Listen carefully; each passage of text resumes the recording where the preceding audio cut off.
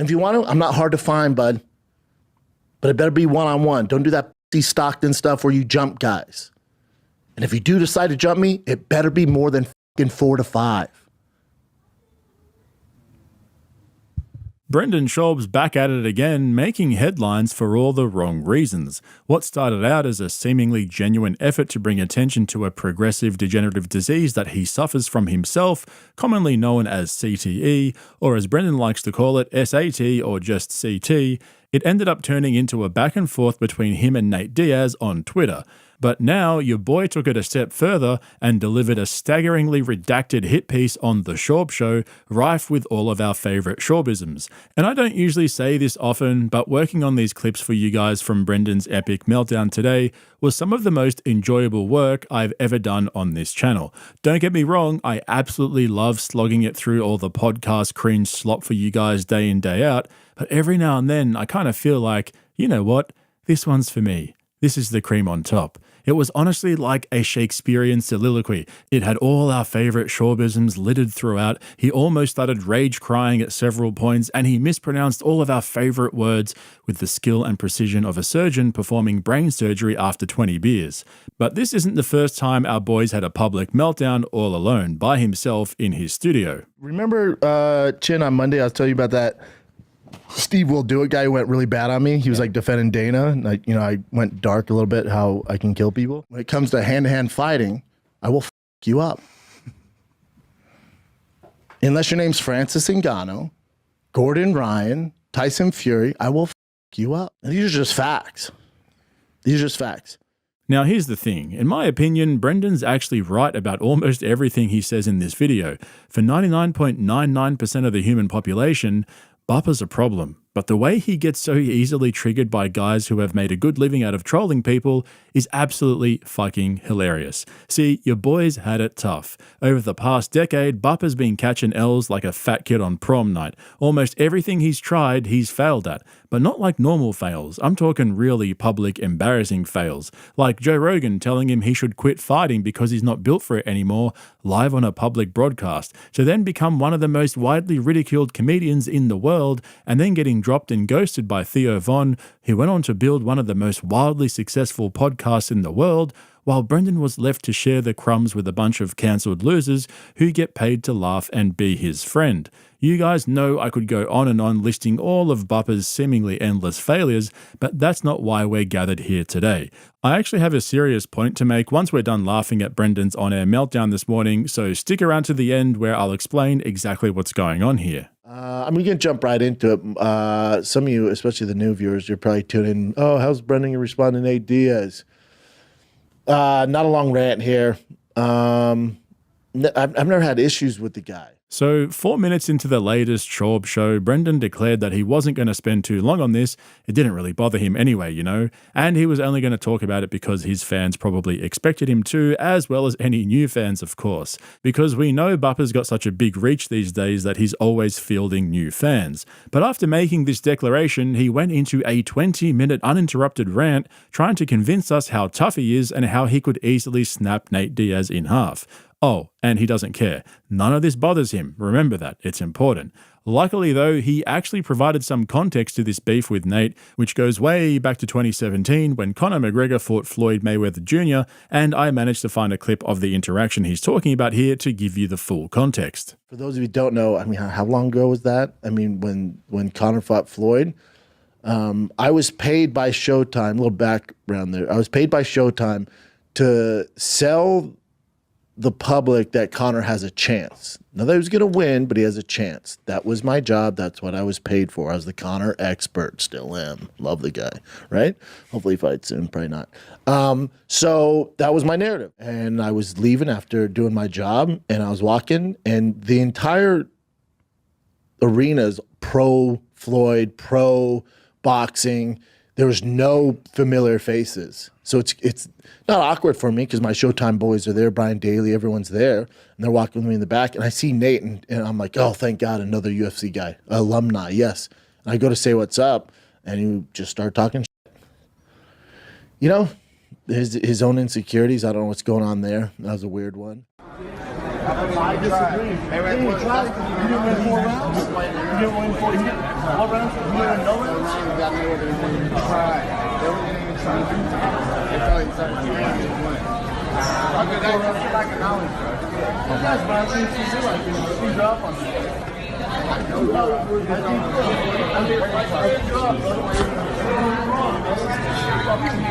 Hey, I have no problem. I got Rodgers in your bitch. I got Rodgers in your bitch ass me. Remember your career? So I was like, all right, whatever. Probably 3 weeks before that, ran him to Whole Foods. He was cool. So that's why I was like, oh, another, he's still cool. So, he's like a rattlesnake, hot and cold. All good. None of that bothers me. Of course, none of this bothers your boy. That's why he decided to dedicate half his show to a single tweet from Nate Diaz. But as you could see from that interaction 7 years ago, Brendan was the one who walked away, saying he didn't have a problem with Nate, which to be honest was probably the mature thing to do and de-escalate the whole situation. Nate Diaz was probably just trying to be friendly or something. Who knows what goes through that guy's head. Anyway, so last week on the Schaub show, Brendan got all emotional when talking about his buddy's experience with CTE and how much it's affecting his life. This is where the whole Nate Diaz beef started up again. We used to laugh. God, we're idiots. We used to laugh because we'd get in our car and we wouldn't know how to get home after sparring. We'd call each other and laugh. And thank God I'm all right, Somewhat all right. I don't know. Who knows? Who knows? I talk for a living. I do a lot of creative stuff, which I think helps me delay whatever's headed my way. Who knows? But when I talk about fighter pay and compensation, there's not enough money in the f***ing world.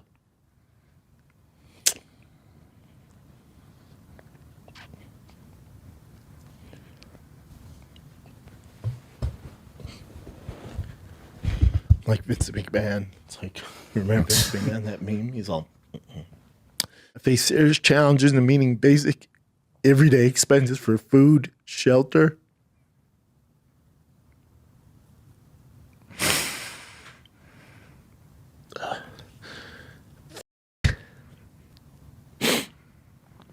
He has kids.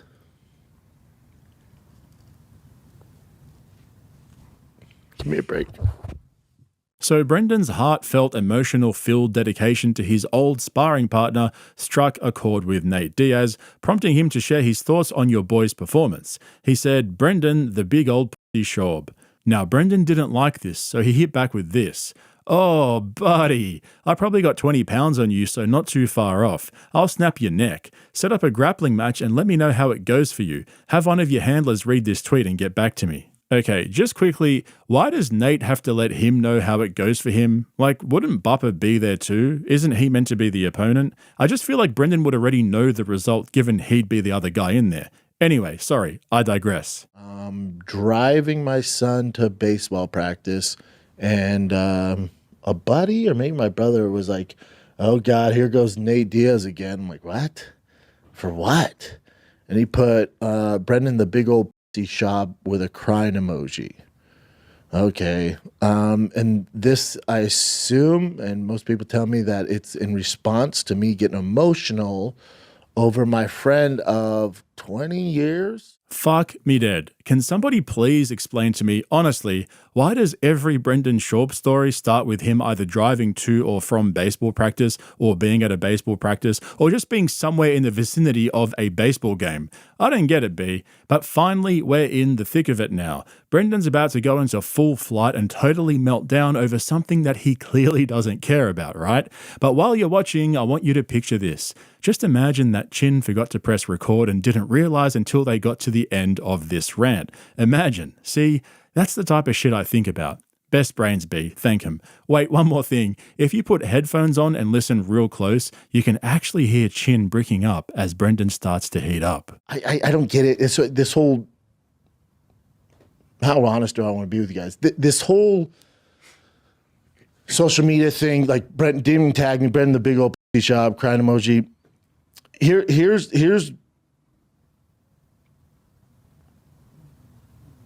how I feel about it. This is just internet gossip, right? This gets him trending. He doesn't have a lot going on. Didn't get paid for the Masvidal fight. Probably doesn't know what he's going to do next. Connor, he's probably waiting on that. Connor's tied up with the TV right deal, so he's probably banking on that. He fought Masvidal, lost to Jake Paul, right? That's a big blow to his ego. So I guess he needs to do this to stay current. I retired 15 years ago, man. That being said, that's social media. This isn't real. Because here's what's real. I will fuck you up. That's real. I'm not asking for this. I don't want to fuck him up.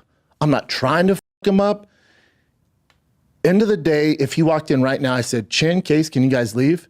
Only one of us is going to walk out unscathed, and it's me.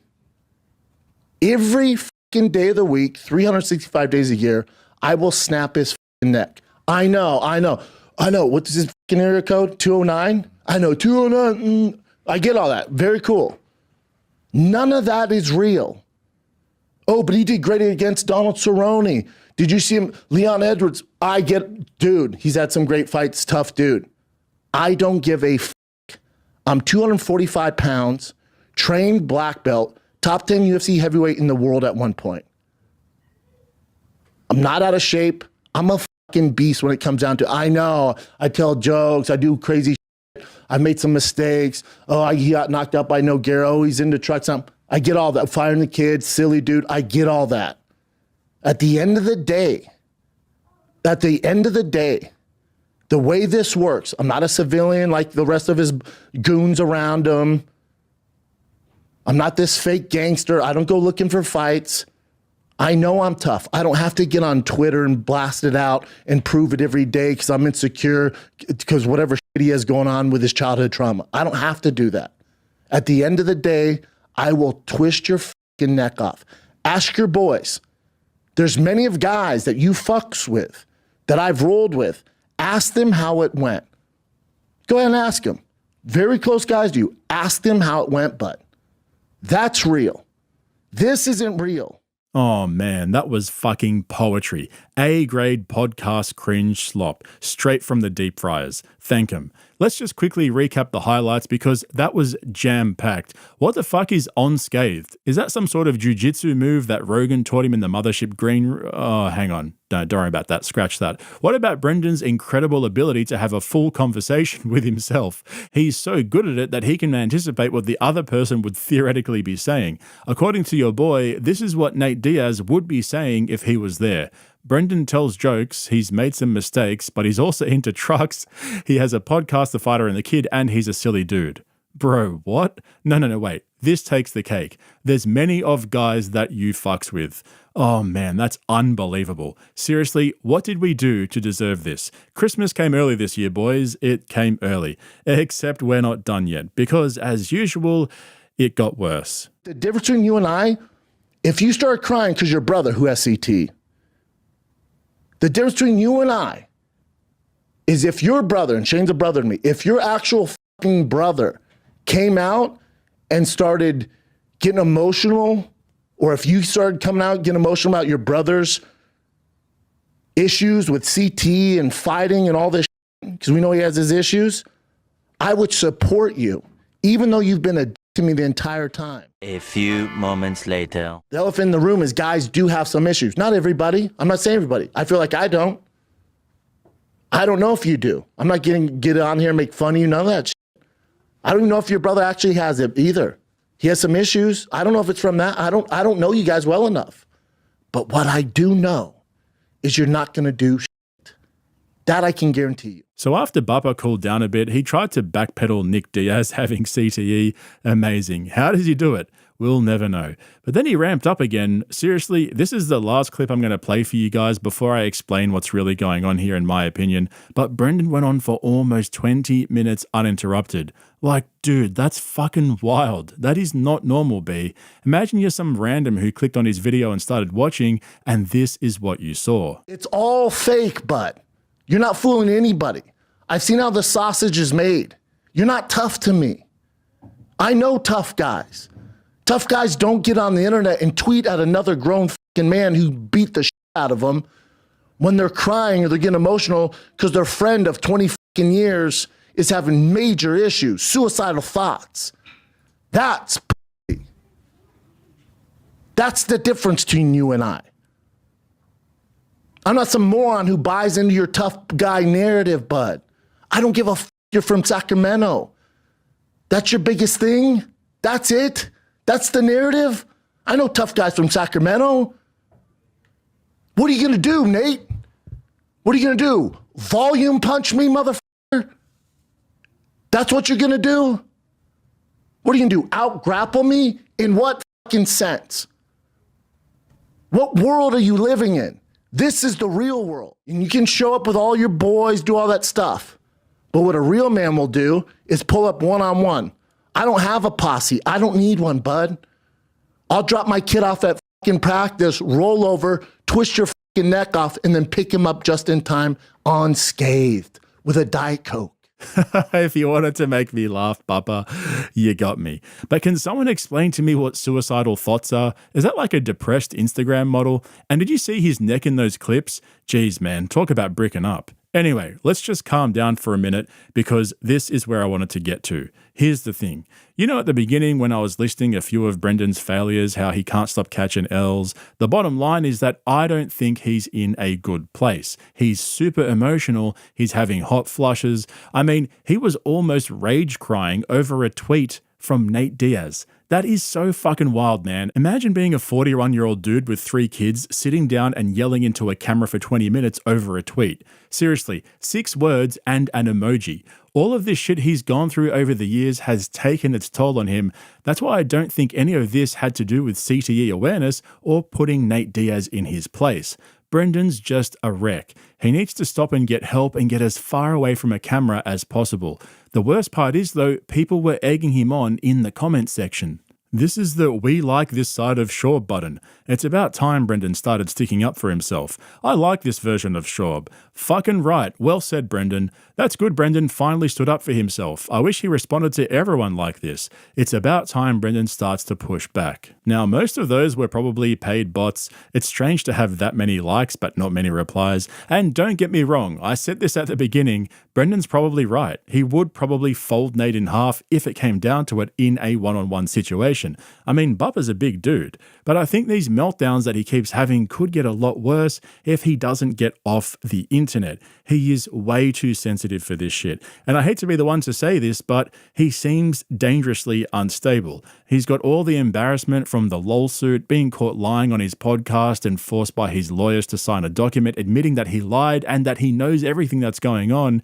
Every month, it's something new with this guy. And when the money finally stops coming in, yeah, I don't want to think about the headspace he'll be in. So I'm happy to have a laugh at his on-air His wife, did you see Sebastian's wife doing a handstand on the edge of an infinity pool? No. I almost wanted to hit my wife and go, you can't do anything. Pull Sebastian's wife. But look at this. I'm having such fucking FOMO, Tommy. Yeah, well, you can take a vacation. No, I can't. Well, that's true. I can't. It's probably a good time to mention that we both have huge obligations this summer that are going to take us away from vacations and anything else. Obviously, we're trying to figure out our schedules for Yes. this summer. Tom's making a big movie.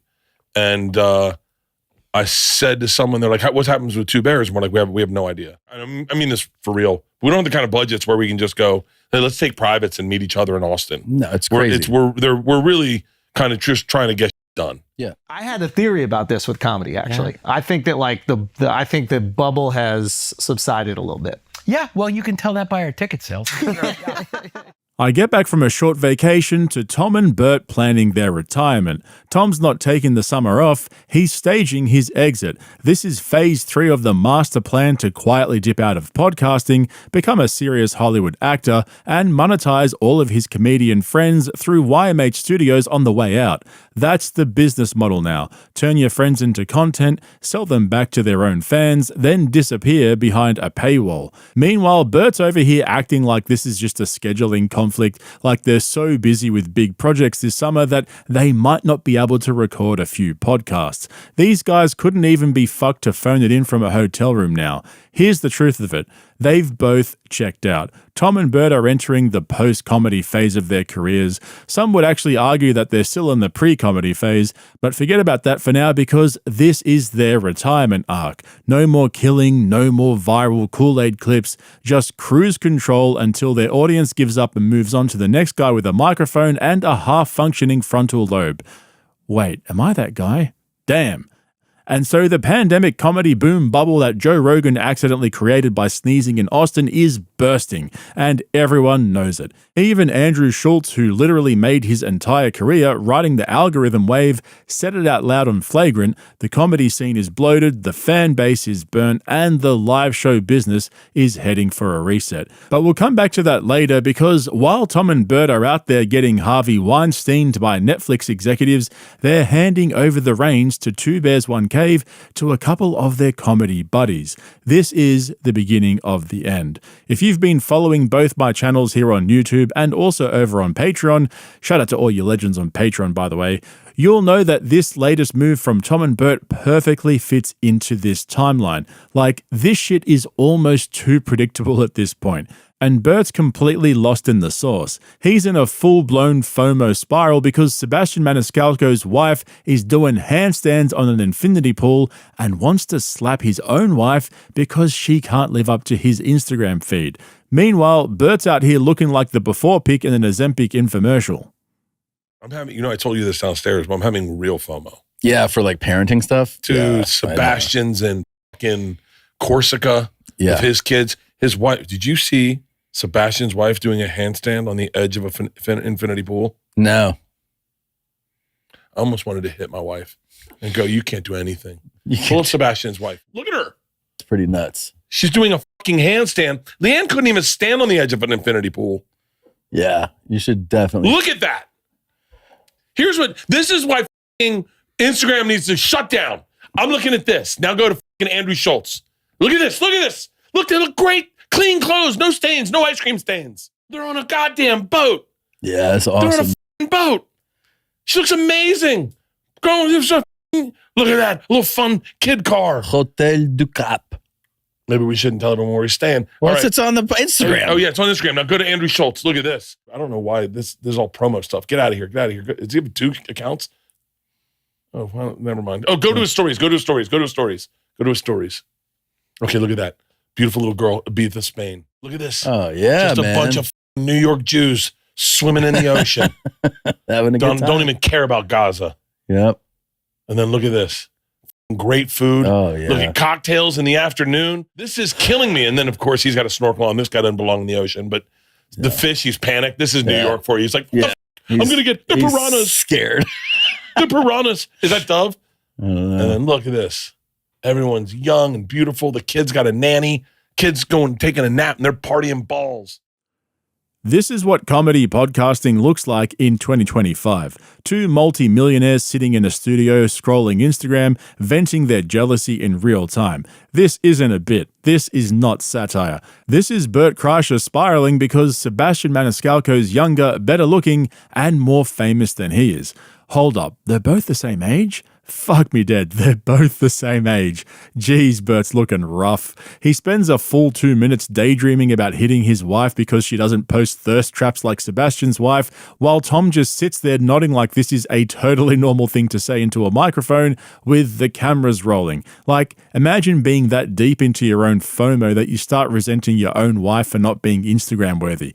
Bert's not just jealous, he's in a full-blown identity crisis. His brain has been completely scrambled by social media, just like Joe Rogan, except while Rogan's gone full Facebook boomer, Bert's scrolling through Andrew Schulz's vacation photos like a real housewife mid-divorce. At this point, Bert isn't even a comedian. He's a pick-me girl with a podcast. The man is living in constant fear that everyone's having more fun without him. He's a human comment section, a pre-viral meme. Watching Bert navigate his Instagram feed is like watching that scene in Jumanji where the girl gets stuck in Jack Black's body, except Bert's fatter, sweatier, and less talented than Jack Black. And while he's ranting about nanny privilege and ice cream stains, we start to get the real reason this episode exists in the first place. Because underneath all the screaming and the screenshots and the FOMO is a quiet little pivot, away from comedy. Tom and Bert are hitting pause on Two Bears, One Cave while they chase their dreams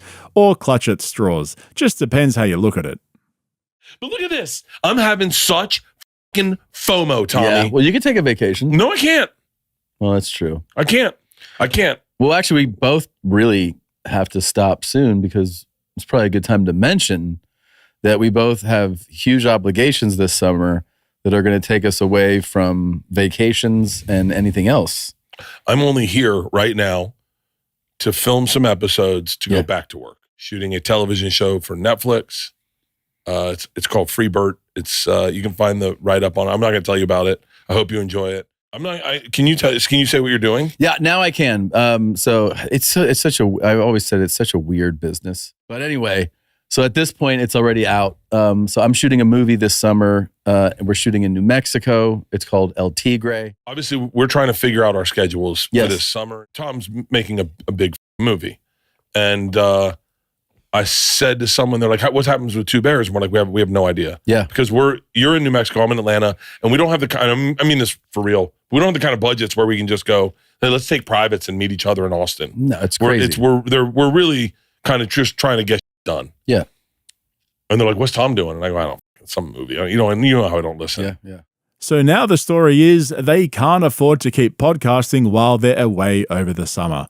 Really? These are two guys who've done entire podcasts while drunk on a boat after a 5K run inside some random party house they hired and literally during Bert's colonoscopy. They're known for banking episodes months in advance. They've flown across the country to do one-off recordings just to promote their vodka brand, but now suddenly they can't make it work. Come on, B. This isn't a money problem, it's a motivation problem. Tom and Bert don't want a podcast anymore, and honestly, fair enough. You can only fake laughter in front of a camera for so long before your soul starts to leak out of your ass. The mask slips, the shorts tighten, the rogue nicotine patches lose their edge. But what's funny is how they try to frame it like it's out of their control. Like, oh, sorry guys, we just physically can't keep podcasting while doing all these massive high-budget Netflix projects and movie shoots.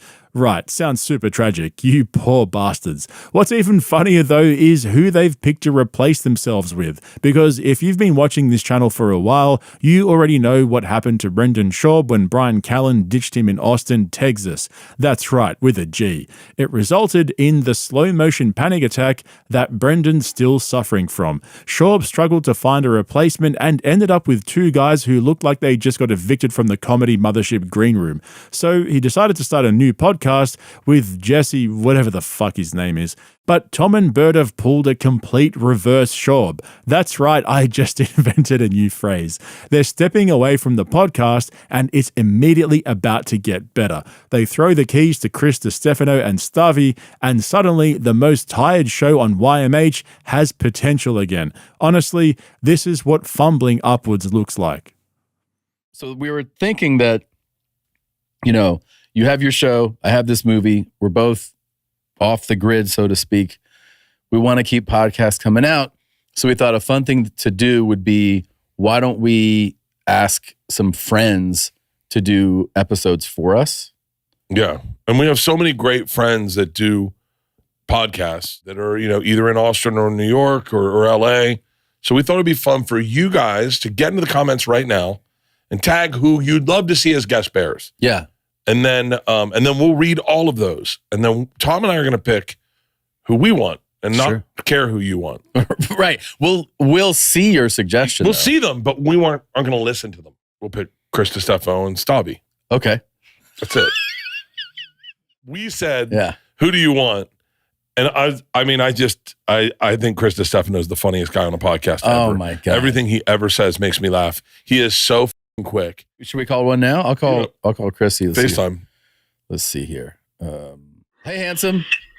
Hey, what's up, man? Sorry, I missed the call. I was texting one on the subway. That's cool. We're doing a podcast. Look, it's me and Bert. We're telling the audience here that you're going to be doing. What's up, Chris? We're telling people that you guys are going to be doing some guest episodes for us. So everyone here is excited.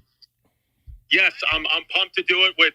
I believe I'm with Stavros. Yeah, perfect. And I'm also happy to be on FaceTime with Bert Kreischer's feet. Yeah, there they are. He's got fresh painted nails. He's real excited, dude. Week, we're going to send you guys 5 talking points we want to hear you guys talk about, and then you can talk about whatever. Amazing, dude. So instead of recording a few banked episodes like they've done 100 times before, Tom and Bert have decided to tap out and hand the reins to a couple of guest bears. And for once, they actually made a good call, because here's the thing. I like Chrissy D, I like Stubby. These are 2 of my favorite comedy podcasters, right up there with Tim Dillon and Mark Normand. They're fast, they're unhinged, they don't pretend to be the wise old elders of the comedy scene.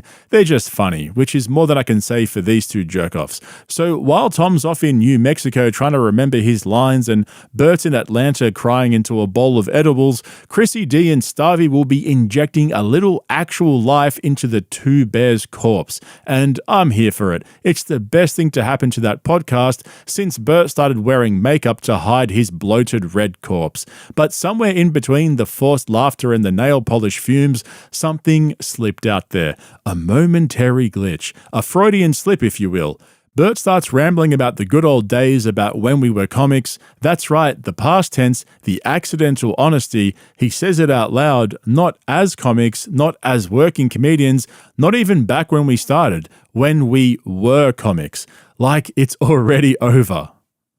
You know what I was thinking? You know what's crazy? I don't know, this is a weird thought, but I was looking at like when we were comics versus when these guys are comics. And I feel like... What do you mean when we were comics? When we were... Oh God. When we were new comics? No, when we were their age. Oh. But like, whatever happened to the middle class of comedy? The middle class. Like the middle class. Like when we were like, how about this? Forget ages. When we were like 12 years in. Yeah. 15 years in, 12 years in. Okay. Everyone was doing clubs. Everyone was making $2,500. Maybe guys were making $6,000. Maybe guys were making $25,000. But there weren't a lot of people making crazy money. And then all of a sudden, something happened with comedy. I don't know if it was podcasting, but the wage gap is just so far. It's so enormous. There's no middle class anymore. Like even like these guys are all doing arenas and huge theaters. Like the other day on Sunday, I'm sitting in my backyard. And I'm not working, you know, I'm having coffee. I have nothing to do on Sunday. And I open the New York Times app and 3 of my friends are in the New York Times. They're all doing very, very big things, but they're not like 30-year comics. We're not talking about Seinfeld. It was Shane, Schultz, and Dave Smith are all in the New York Times. Separately. Shane, I mean, I didn't read the articles, but I only read Dave Smith's article. But I didn't read the articles because I don't, you know. Yeah. I don't know. And if it's positive or negative, I don't want it to affect. You don't know what the articles were even about? It was about Schultz being, I really don't know. Okay. I really didn't. I mean, I kind of glanced over it. Was Shane's about his show? Yeah, but I think it was good. Okay. And what was the Dave? This is a great summary. The Dave one. Yeah. He's America's foremost political journalist. That's what the majority of it was all about. He's like a political journalist now. Schultz is. Uh-huh. So is Theo. And so is Dave. Dave's was a negative piece. Podcasters shouldn't be talking about politics. Podcasters shouldn't be interviewing politicians. Podcasters. Oh, wow. The remarkable idiocy. That's a pretty aggressive headline, man. Well, he went head to head with this guy on Rogan. Yeah, that got a lot of traction. That was a huge thing. Yeah. Bert spends this entire episode bouncing between jealousy and nostalgia, like a guy who just found his college hoodie in a box full of divorce papers. You can almost feel it, the quiet panic, the longing. He's still chasing the high off that Rolling Stone article from 25 years ago, the one that kickstarted his whole career, back when being the party animal felt like a title, not a warning label. And now he's scrolling through his phone like a widowed frat boy, trying to convince himself that a FaceTime with Chrissy D counts as still being in the game. He sees Shane Gillis in the New York Times and suddenly it's a therapy session. Bert Kreischer's name-dropping addiction comes off like he's listing the exes who moved on without him. And true to form, he doesn't read a single one of the articles. Not one, just headlines. This is Rogan levels of media literacy. He even admits it. I didn't actually read it, but I kinda glanced over it. Then proceeds to give a full-blown opinion piece like he wrote the damn thing. Bert's become exactly what Joe Rogan turned into 5 years ago, a guy who skims a tweet, repeats it on camera, and calls it a conversation. This is what it looks like when you're addicted to staying relevant but allergic to information. And speaking of that New York Times article, can we talk about Andrew Schulz? Because apparently he is now being framed as America's foremost political journalist. Like, how the fuck did this happen? How did you people let this happen? Who's tuning into Flagrant for political journalism? Schultz made his name wearing tight pants and posting stand-up clips on Instagram. Now he's the new fucking Walter Cronkite of YouTube. This guy's entire brand is cutting off his guests mid-sentence to crack a fart joke about the deep state. And somehow that qualifies as thought leadership. It's crazy, but it also kind of makes perfect sense. The comedy scene has become so bloated with podcasters pretending to be public intellectuals that even the New York Times can't tell the difference anymore. But speaking of public intellectuals, it's time for a Schultz epiphany about something that we've all been saying for a couple of years now. Better late than never, huh, Schultzy?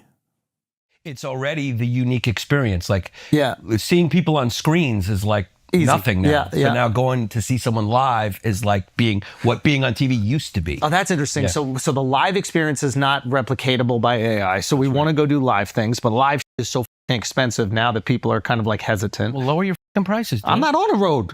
That's smart. Yeah. Smart to not be on the road right now. Why is the road rough right now? Yeah, it's not great. So I wonder. I had a theory about this with comedy. Actually, I think that like I think the bubble has subsided a little bit. Yeah, well, you can tell that by our ticket sales. We feel that. Go check out Giannis and Chris on the road. Go see Property Owner. No, but I think there's a version of it. Like I remember Shane and I were doing a show in Canada, and it was an outdoor show, and there was like 40,000 people. Like people were sitting on a bridge watching the show from the bridge, right? And I was like, yeah, this is the end of it. Like it should never be this big. Right. And it has to kind of come down. It doesn't mean it comes all the way down. But I think that like after COVID, everybody wanted to be outside. They wanted to laugh. Comedy dominated the culture. The most influential person in the world loves comedy. And because of that, there's like, interest in the people that he influences, obviously Rogan. And I think everybody got those experiences. And I think for a little bit now, they're just like, all right, we're cool. We saw 4 or 5 shows. Yeah. And then, I don't think it goes away entirely, but I think there's a little bit of a reset. 100%. There's going to be a purge. Yeah. You think it's purge? There's going to be some, we're cutting the fat or whatever. Like Yeah, I just think certain it's a comics little- are going to whatever, certain comics are going to sustain, and you're just going to see things kind of. So this is where we've landed. Schultz sitting on Flagrant having a full-on light bulb moment about the comedy bubble collapsing, and it only took, 2 sold-out tours, a comedy special, bait and switch, and a full-blown podcast industrial complex to get there. He says, and I quote, "The most influential person in the world loves comedy." Notice what he didn't say. He didn't say the most influential person in the world is a comedian, just that he loves comedy, which is true. Joe Rogan absolutely loves comedy, in the same way Elon Musk loves free speech, as long as he's the one doing the talking. And then Akash, bless his little heart, chimes in with his big prediction about there being a purge in the comedy scene. A purge from Akash Singh. That's like Brendan Schaub warning about shitty open micers. You're the purge, dude. You are the one being purged. But honestly, they're not wrong. The whole stand-up boom that Rogan helped inflate during the pandemic is finally running out of gas, and everyone's suddenly pretending like they saw it coming. Like this wasn't completely obvious from the moment every single podcast decided booking 5,000 seaters to recycle the same 5 dick jokes from 2019. Who knew that charging top dollar for low-effort banter and self-congratulatory stage walks would eventually lose its flavor? I mean, don't get me wrong, comedy's not dying, it's just resetting. The fans have comedy fatigue, the money's drying up, and even the algorithm is starting to check out. And that's a fucking computer. But for now, let's all enjoy this moment where the guys who built their empires on attention and overexposure finally start whispering the one thing they've never thought to say out loud. Maybe less is more. Remember though, if you want to stay up to date on all my uploads, make sure you smash that subscribe button for this channel, then head over to my second channel, Podcast Cringe Bites, and subscribe so you don't miss out on my uploads throughout the week. Also, don't forget to hit the link in the description to my Patreon where you'll find all my uncensored, longer form content covering Rogan, Kill Tony, and all the other jerks in the circle. Thanks for watching, guys. I'll catch you in the next one. He's such Why a don't we get lunatic. adult acne on my cheeks? On your cheeks? Yeah, like right here and right here. I'm like, I put pimple patches on them. I don't even think those fucking things work. Are those ingrown hairs? Maybe. I think they might be.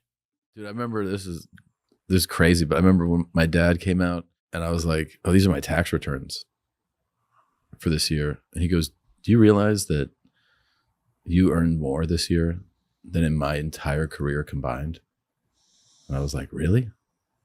And he was like, "Yeah." And I go, "Do you realize that this was like just talking about my dick and farts and stuff?"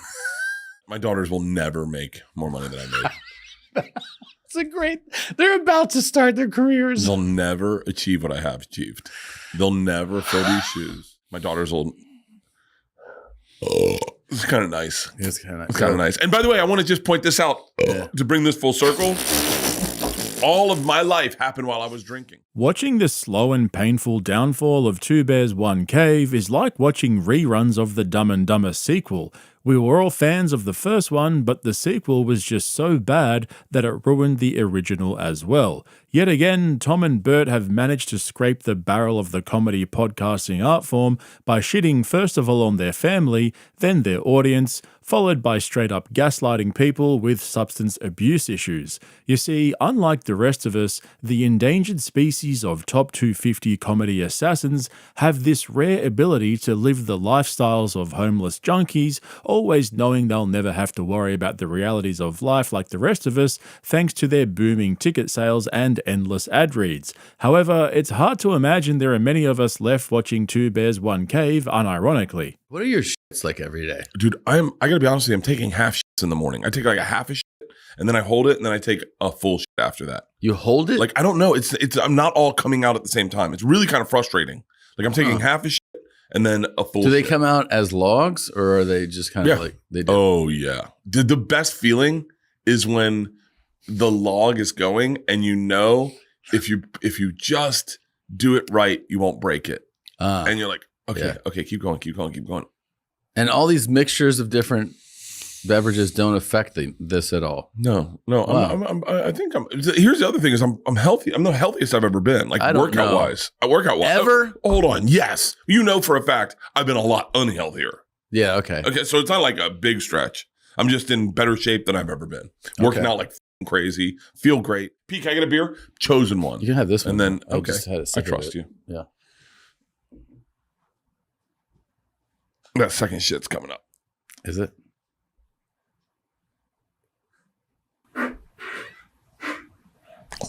Well, that was close. I got it, Pete.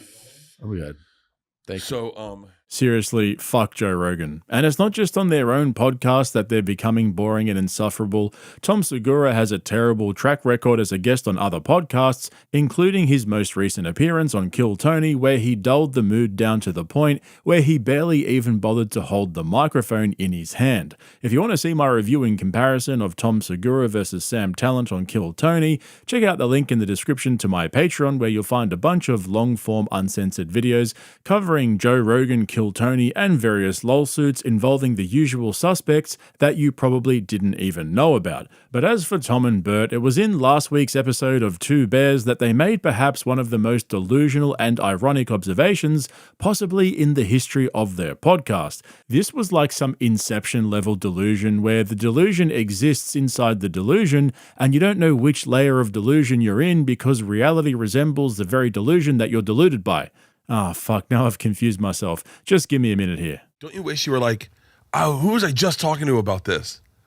Do you remember when we got into stand-up and there were the kids that were like, amazing. I fucking crushed that room. And they all suck.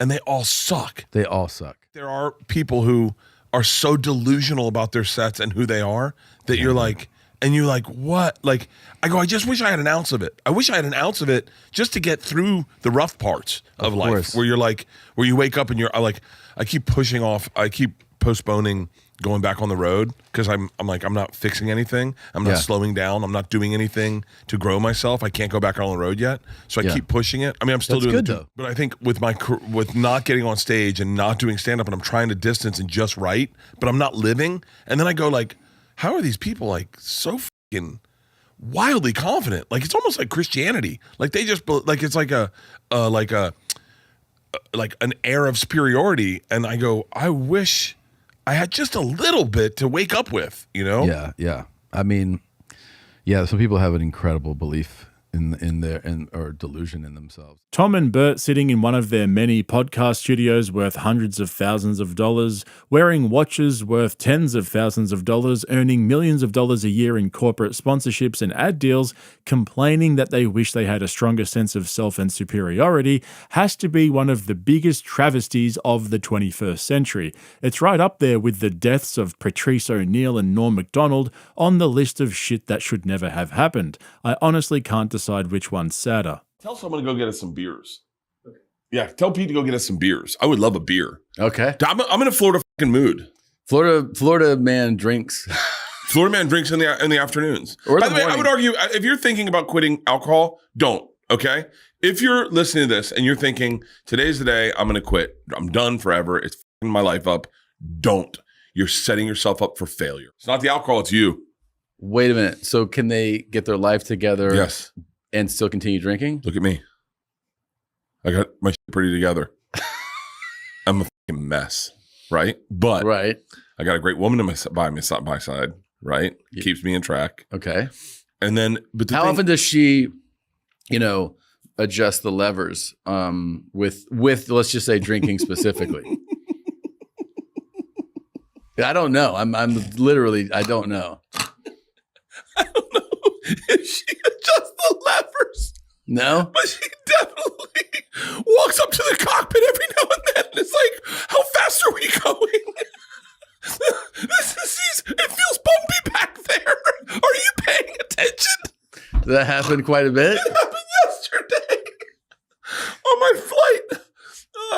Wait, I thought we weren't drinking on flights anymore. Oh, we're back. Okay. Bert, no one else is laughing except you, buddy. Nobody gets the joke. The fact that Bert's go-to topic is how drunk he is, yet also successful, tells you everything you need to know about him. He completely hijacked this episode by going into a rant about how people with alcohol problems are delusional in thinking that they need to quit, and instead they simply just need to get a grip on reality and focus their energy into improving their situation while still drinking. The level of cope that Bert goes through on a daily basis to justify his own drinking problem is wild. Like, the dude has resorted to convincing other alcoholics that quitting drinking isn't the solution to their addiction problems. And that's the thing is, if you say, I'm it, that's it, I'm done, I'm never going to drink again. Right. Then a glass of wine, your life's fucked. Your life isn't. Your life's But there's people that are sober that are like, no, it's been great. It's been a great pivot. They are holding on by a thread. All of them are holding on by a fucking thread. Sometimes they're thriving because they quit. Some people. But then, all of a sudden you make a fucking flambe. I would love to see you like this. What? Just totally sober. I do it all the time. No, I mean like sober for the rest of my life. I would just be fun to watch. You'd be like a Superman version of yourself. I'll tell you what's better than being, and I've been sober for big stretches. I'll tell you what's a big stretch? Like 4 months. 4 months? Yeah. Really? Yeah, 3 months.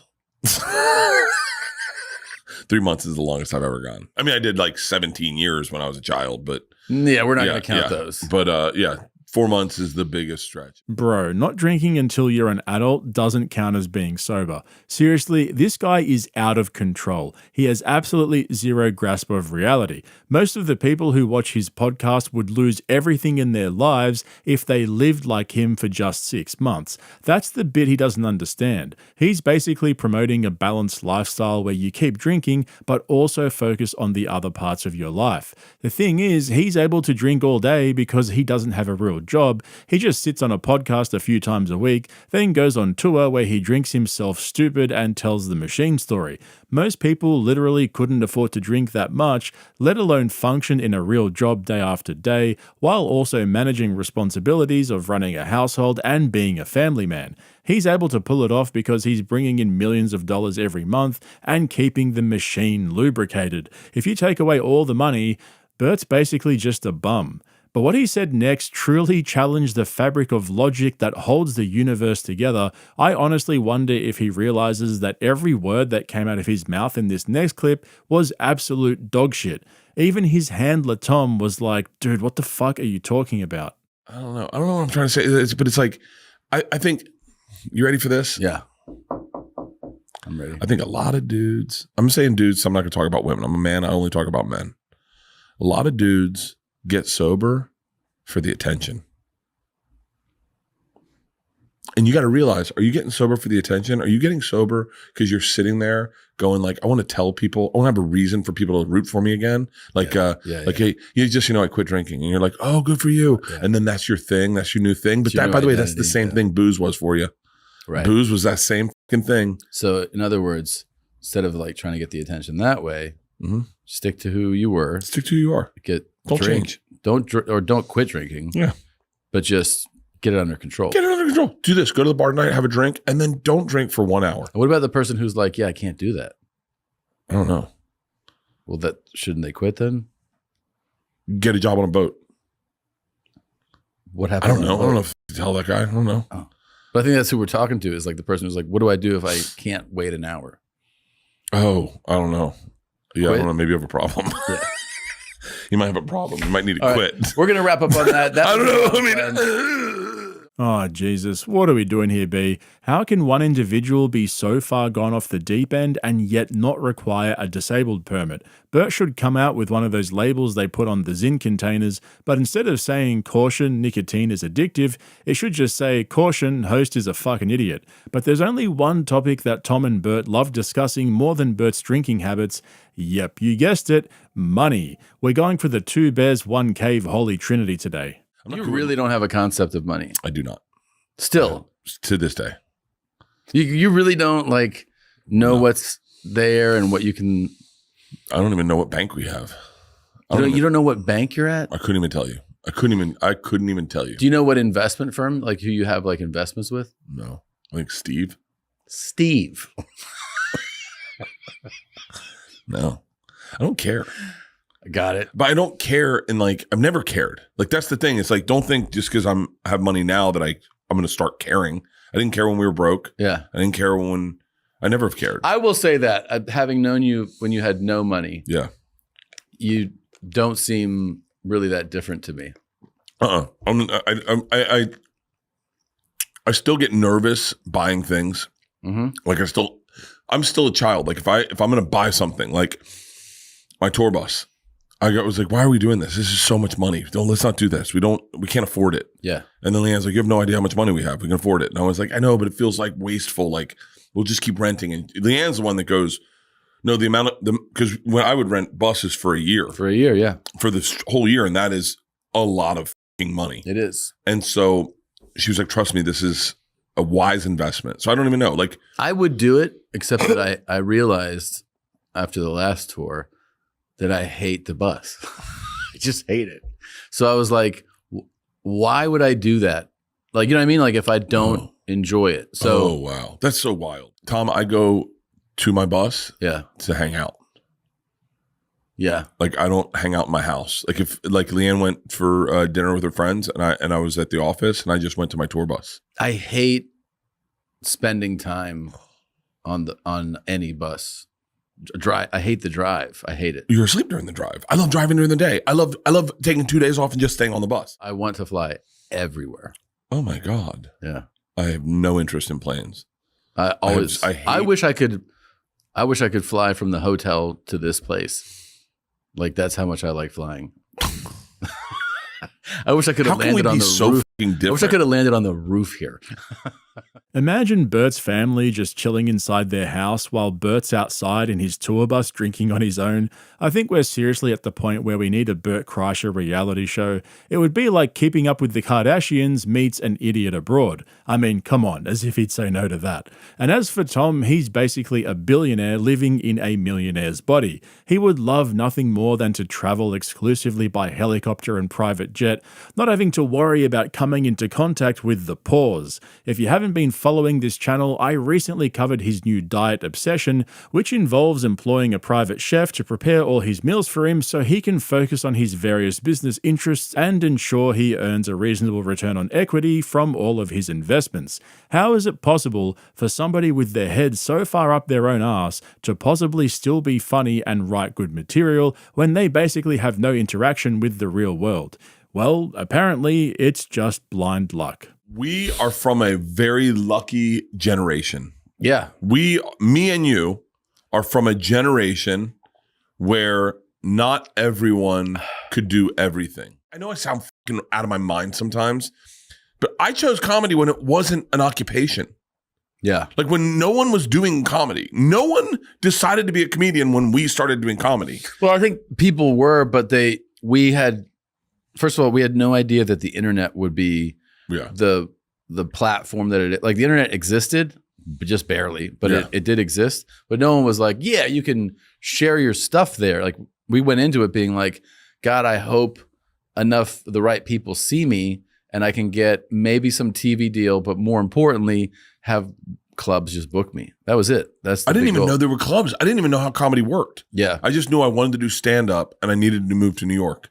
And I was like, I'd seen it in Comedy Central. I didn't even understand how the business worked. Bert thinking he was part of the first generation to make money from stand-up is absolutely fucking crazy. Just to put this into perspective, when Bert started doing stand-up comedy, Seinfeld was in its final season. But not only that, there was the Ed Sullivan Show in the 50s and 60s, Johnny Carson from the 60s into the 90s, same with Merv Griffin, also Letterman in the 80s and 90s, Jay Leno as well, and the Arsenio Hall Show. The Improv Comedy Club had been operating since the 60s in New York and then LA, and then the Comedy Store in LA into the 70s. What in the actual fuck is Bert talking about? Bro thinks he discovered stand-up comedy. That's the thing that is shared no matter the generation, is you start it and you do it because you're like, oh, this way I don't have to get a real job. Yeah. This is the best. If I can make enough to survive, then I can not have a real job, which is really the goal. Joe Rogan. I mean, I think people forget. I think because now Joe is what he is. Joe Rogan didn't get in this to have a podcast. No. At all. He got in it, one, to get away from head wounds. Yeah. And head trauma. Head trauma. Yeah. And he loved comedy. And I see so many people nowadays, and I'm not shitting on them. I don't really care. It's like, I just have fun with your life, ultimately. But like, it's so funny that the thing that we picked when we had no real, like, about a lot of options, now seems like a very viable job for people. Yeah, I mean, I think. Do you remember telling your dad you wanted to do comedy? Yes. How did that go? You know, he was surprisingly, like, I don't think he fully got it, but he's really supportive. But he still was like, yeah, you know, I go like, yeah, you know, I'm still doing better than last year. That's what I always graded on for him. I was like, well, last year I was like this year's a better year. Oh, I was the exact opposite. I had an amazing first year of comedy. Oh, right. Yeah. You had like deals. I had an amazing second year of comedy. I had an amazing first 3-4 years of comedy was like chosen child, the chosen one. I had a big deal 6 months into doing comedy with Will Smith. I had another big deal. I had a TV show. I did a pilot. I had another TV show. And then I spent it all. Isn't that crazy? I spent it all. Bert is the living embodiment of failing upwards at every step of the way. Where others would have been forced to throw in the towel and try their hand at something new, Bert kept getting lifted up by an invisible hand. This whole episode of Two Bears, One Cave consisted of Bert bragging about how he's drunk but still successful, how he's richer than his kids will ever be, and how they have no hope of filling his shoes, how he was part of the first generation to figure out how to monetize stand-up comedy. Oh, and don't forget, he explained how alcoholics try to go sober for attention. This coming from the guy who did a 6-month tour last year telling every man and his dog that he went sober so that he could keep on drinking. Nobody does attention quite like our boy Bert Kreischer. As for Tom, I don't think I've ever seen somebody age so disgracefully as he has in the last 5 years. The guy's only 45 years old, and it's not just physical. In the space of 2 comedy tours, 30 pounds in weight loss, and a gym membership, he's gone from up-and-coming comedy legend to comedy Karen, and we have all the receipts to account for it. But if you want to see my full breakdown of his latest Kill Tony appearance and how he completely killed the mood compared to Sam Tallent, who's quickly becoming one of the best regular guests on the show, check out the link in the description to my Patreon where you'll find a bunch of exclusive videos as well. Also, if you're not a regular here on YouTube yet, hit that subscribe button and make sure to give me a thumbs up if you ended up enjoying this video. Thanks for watching. I'll catch you in the next one. I told Christina last night, because like whenever I'm self-loathing, which I was yesterday, I want a certain type of empathy, and she never does it instinctively. So as she was talking to me about my self-loathing, I go, can I tell you something? This is what I want you to do when I do this. Whatever your instinct is, ignore it. Ignore all your initial instincts. And she was like, that's really nice. I go, yeah. Whatever you think, do the opposite. And she was like, great. And then she goes, how about I don't talk? And I go, perfect.